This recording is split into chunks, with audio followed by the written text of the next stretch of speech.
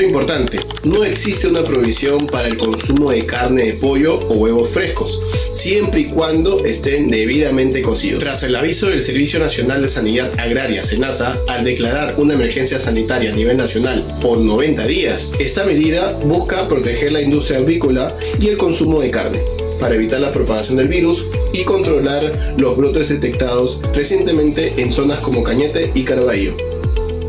Puedes revisar todos los detalles y comunicados oficiales en la plataforma del Servicio Nacional de Sanidad Agraria, SENASA.